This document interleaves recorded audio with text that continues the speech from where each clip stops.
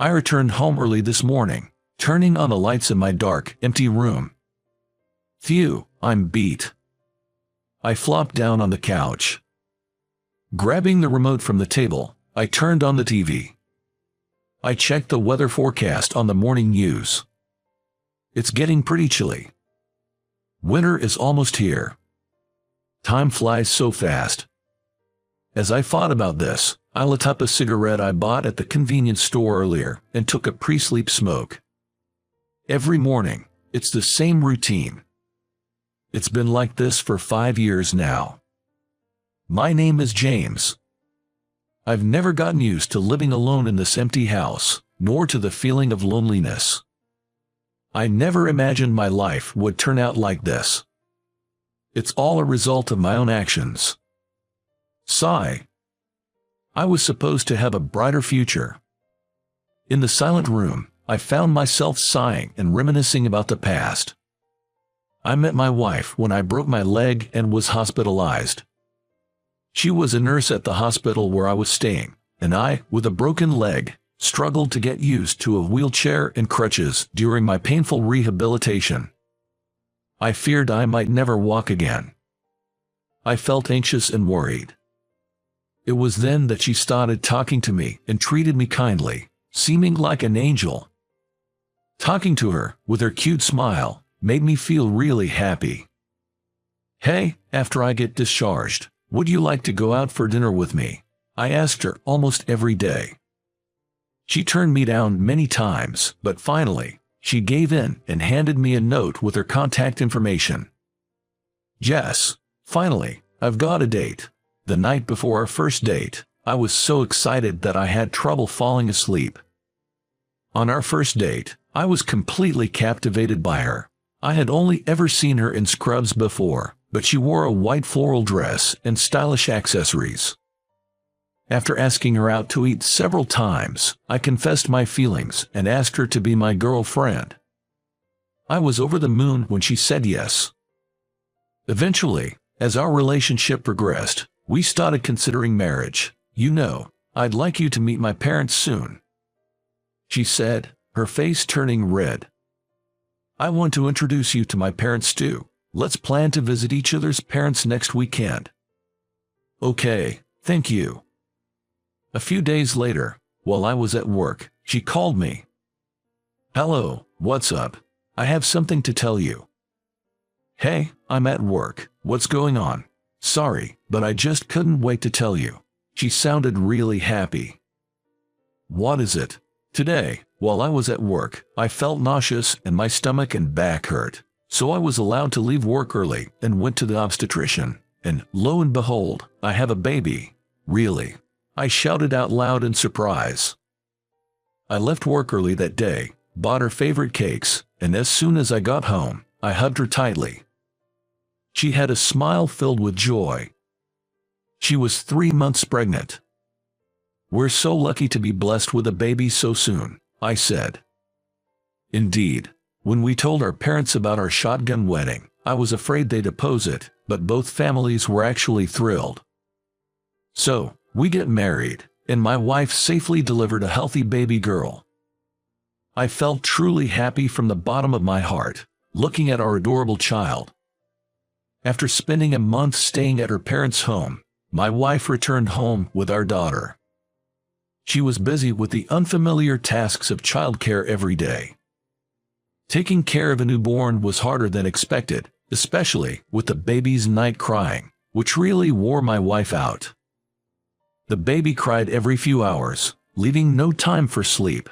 I wanted to help my exhausted wife, but my job in sales meant I couldn't avoid working late and socializing. Our company's performance was declining, and we in the sales department were desperate to bring in business. The CEO began to say in the morning meeting every day that the business was struggling. Our quotas were increasing, and the employees' anxiety was growing. I had just had a child. A cut in my salary would be a big problem. I poured my soul into every sales call, working diligently. Then, one day, something happened. I arrived at the office a bit early, turned on my computer, and was about to start work when Mr. Smith, the CEO, called me. "Could you come to my office? I need to discuss something important with you." My supervisor glanced at me briefly. I had a bad feeling about it. The air in the office seemed to tense up for a moment. I straightened my back and knocked on his office door. "Sit down. You know our company's been struggling, right?" "Yes. The thing is, it's become difficult to keep the company going. I hate to say this, but you need to start thinking about your future." "What?" I felt like the blood drained from my body. "Does that mean layoffs?" As I struggled to believe what I was hearing, I was also driven by a need to do something, pleading with Mr. Smith. "Can't you reconsider? I've given my all until now. This is just, I can't accept it so suddenly. I understand the company's difficulties, but it's a problem for me too if you just spring this on me." As I said this, trembling, Mr. Smith looked into my eyes more sternly than before and started speaking. "I need you to understand. I wish I could keep you. It's with a heavy heart that I'm telling you this. You're still young. There are other places you can work." Mr. Smith said this and then looked away, downcast. True, our company's average age was high, and other employees had kids still in school, which would be costly. In comparison, my child had just been born. There weren't immediate hefty child care expenses. In the end, I accepted Mr. Smith's offer and left the company through early retirement. How should I tell my wife about this? She's already struggling with new parenting. When I explained the situation to her, she just said, "Can't be helped," and didn't say anything more. But, "Will you be able to find a new job soon?" That seemed to be her only concern. Actually, I had something on my mind. Someday I would like to save up money and open my own store. I had such a dream. I was able to retire from the company and also receive a small severance package. So, I thought I would use the money to open the small pub of my dreams. That's what I thought. When I told my wife, she just said, "I see," and seemed uninterested, saying, "Child care is tough right now." Then, I began preparing to open the pub. First, I started working part-time at a local bar I had noticed before. I also enrolled in a culinary school to learn about managing a food business, keeping busy every day. I had no time for household chores. Gradually, my wife and I began to argue more, and soon, every conversation turned into a fight. The bright and kind woman my wife once was had disappeared, replaced by a completely different person, quick to anger. Then one day, it happened. My wife finally snapped, and we had an unprecedentedly huge fight. "You don't have any intention to help with child rearing. It's like I'm raising our child alone. Quitting your job suddenly to chase a dream seems thoughtless to me," she said. My wife said something like that. I was quite selfish. My wife was an excellent nurse and would have advanced her career if we hadn't had our child. She wanted to return to work early, but couldn't because of the long waiting list for daycare. I didn't even help raise the kids, and I was the only one chasing my own dreams. Looking back, it was unfair. Back then, I couldn't understand her point of view and only argued back. One day, when I came home from work, I found a note from my wife about divorce on the table, and my wife and daughter's belongings gone. It was only then that I realized how selfish I had been. Holding the note, I cried in the now empty room where my wife and daughter used to be. But it was too late for regrets. Later, I went to my wife's parents' house, and after many discussions, we ultimately agreed on a divorce. Our daughter was young, so custody went to my wife. Alone, I threw myself into work to escape the loneliness. The room, now devoid of my wife's smile and my child's voice, was quiet and filled with emptiness. I finally understood the saying, "You don't know what you've got until it's gone." I do regret getting divorced.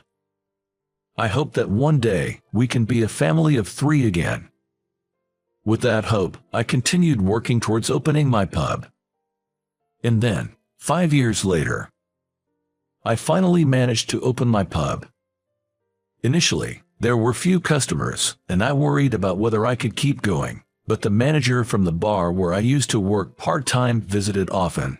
He gave me various advice on the menu, pricing, and interior layout, gradually increasing my clientele. Now, the business is starting to pick up. Then, one day, as I was cleaning up after a day's work, a woman came into the bar. "Sorry, ma'am, we're closed for the day." As I said this and went out to the hall, I was shocked to see the woman standing there. It was my ex-wife, visiting the pub for the first time. "Sorry for dropping by so suddenly." "No, it's okay. Have a seat." I only saw her once every 3 months for a visit with our daughter, and we hadn't met recently because our daughter wasn't feeling well. Judging by my ex-wife's pale face, I could tell something was wrong. As I wondered, her phone rang. She then said, "Sorry, I have to go, but I'll come back another day," and ran out of the pub. What happened? Worried, I called her, but she didn't respond.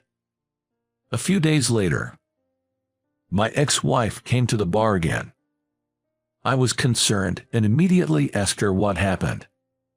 "What was wrong the other day? I tried to contact you, but couldn't get through. I was worried." After a long silence, she finally spoke, and I was hit with shocking news. The truth is, our daughter is hospitalized at a nearby hospital. What happened? Our daughter, she has a kidney problem. When I came here last time, her condition suddenly worsened. She needs a transplant, but we can't find a donor. I failed the medical tests, so I can't donate to her, and I just don't know what to do anymore. My ex-wife was sobbing, her shoulders shaking. Apparently, my daughter's illness had progressed without many symptoms showing, and she was lonely and struggling with the unfamiliar hospital environment. My ex-wife asked me to come and cheer her up. The next day, I closed the pub and headed to the hospital where my daughter was staying. When I opened the door to the hospital room, there she was, my daughter, asleep. She looked a bit thinner. Holding my daughter's hand, I shared with my ex-wife what I had been thinking about since yesterday. Used my kidney. What? I haven't done anything fatherly for our daughter, just regret so far. I've been away, but I care about her as much as you do. It's a strange way to show it, but if I can be of help, I want to save her. I conveyed all my feelings to her. After a silence, she spoke with tears in her eyes. "I had no right to take her away from you. I was selfish back then, and I've always wanted to apologize. I'm truly sorry." She apologized. "No, the selfish one was me. I'm sorry." Then we both reflected on our selfishness. Afterwards, I went through the tests immediately, and it was confirmed that there was no problem with me undergoing the surgery. The kidney transplant was a success. The recovery went well, and I was able to leave the hospital earlier than expected. On the day of my discharge, the 3 of us got into a taxi, and my daughter, her eyes sparkling, said, "Do I get to go home with Dad?" "Right. Shall we all live together from now on?" she suggested.